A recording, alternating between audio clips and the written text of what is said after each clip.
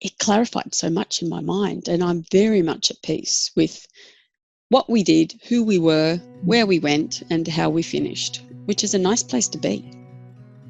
I was in a fairly tricky position. I was divorced last year. It was actually the second time that I've been divorced. But it wasn't that was causing me the problems. It was a friendship that my best friend and I went where we shouldn't have gone. And the decision to end that was far more painful than anything I've ever known before. And I just cried and cried and cried and couldn't get through it. So this popped up on my feed one day. What amazed me was I hadn't even been looking for anything. I was just going through the motions every day. And then this popped up and I read what I needed to read and booked a call. And it was not something that I even thought about. I just did it straight away. It was just a struggle. I'm not someone who's prone to the traditional definition of depression or anything like that, but it was debilitating in my time. So I could block it out when I was at work to a greater or lesser degree. I actually live with my parents and my daughter, and to a greater or lesser degree I could block it out most of the time, but I was often just really quiet. And certainly, but when I was by myself, I just cried. And I was so hating on myself for the way that I felt, for the fact that I was alone. Of course, I would never, ever meet anybody ever again. And the loss of that friendship that was just the glue that has been in and out of my life for 40 years, but had become a very close friendship and we depended on each other. Now I would just sit back and examine why I was doing it and why he was doing it. To be perfectly frank, it still wouldn't surprise me if we ultimately did end up together, but that was the wrong time and the wrong place. And it would just be I would just think about it more and listen to my little voice or the little angel on my shoulder maybe. I would have a little think and not exposing myself to that great degree straight away. It's not about making little boxes. It's not about shutting people out. It's just about being considered in my actions. Through this program, I discovered that there's a lot of the stuff in the program that I actually already live by. I don't regret actions. Everything I do is to teach me a lesson. Everything I do brings me to where I am right now. And as such, you can't regret anything that you do. But you can reflect and learn and just make different choices perhaps when faced with the same set of circumstances next time. What I did delve into that I was not comfortable with for me was why I behave in certain ways in other situations. So I was confronted greatly by some parenting decisions that I had made with one of our children. Now, I swear on a stack of Bibles and on the lives of my children, I don't have a favourite. But I had one that was a little bit more problematic when he was little in terms of the buttons that he pressed in me. We're so alike. And this brought up some of that stuff, but it needed to be faced and it needed to be addressed with the way I deal with him now as a 21-year-old. One of the other things that I really took away that in my own world I had got halfway there was the taking responsibility. So with my marriage, for example, I've always said that it takes two of us to break up a marriage, and it doesn't matter what the things are that caused it, it was both of us.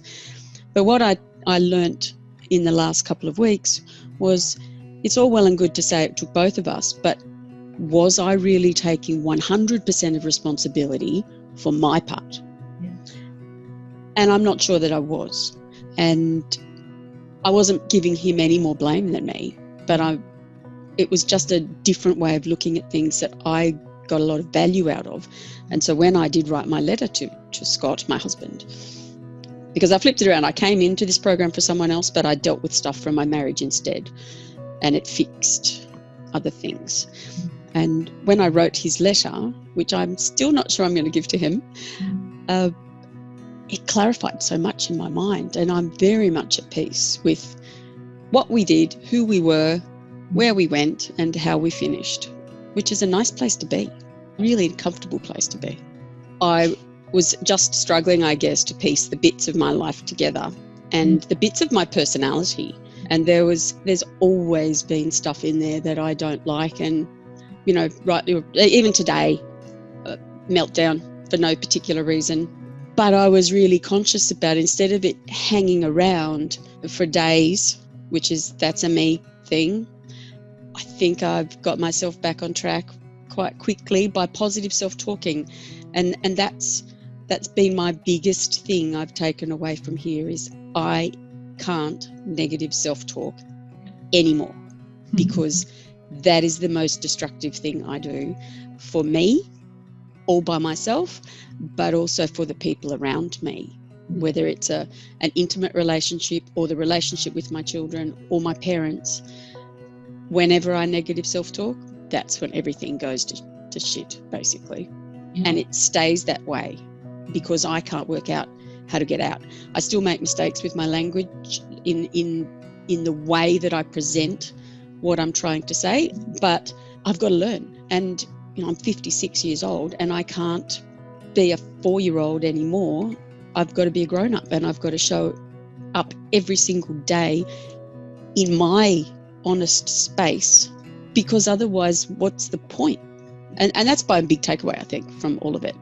I have to be true to me, but in so doing I can be true to other people. I used to think that my go-to emotion was anger, but I can't even name a particular emotion that it is. It's not anger, because I don't shout. I'm more likely to cry in frustration because no one's listening to what I'm saying, because I'm not saying it properly, perhaps. I'm not saying it the way that they can hear it.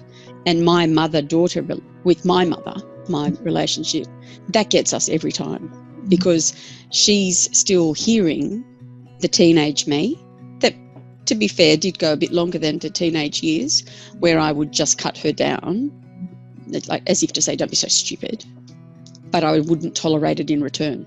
And so I don't know what you call that emotion, but I'm trying not to do it because it's so uncomfortable and it's so painful every time.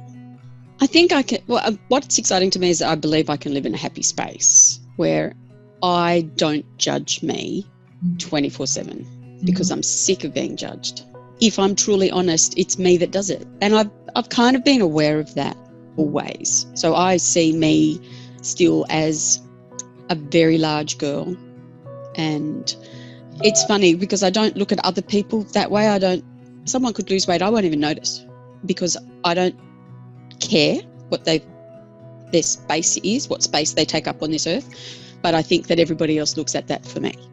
That's a very liberating future for me, is stopping doing that.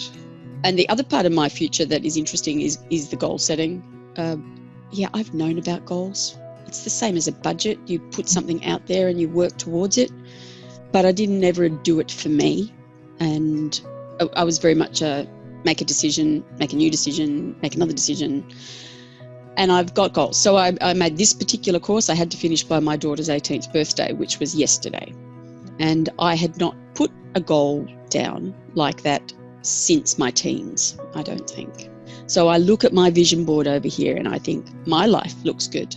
My future life, I don't have a partner right now, but when I do, I expect that he will turn up and he will recognise these things in me, and we will have a happy life where we give each other the space we need, the confidence we need, the growth we need, the support we need, but we also allow each other just to do our own thing. And I'm looking forward to that, being in a happy space as a grown-up girl, not a baby girl.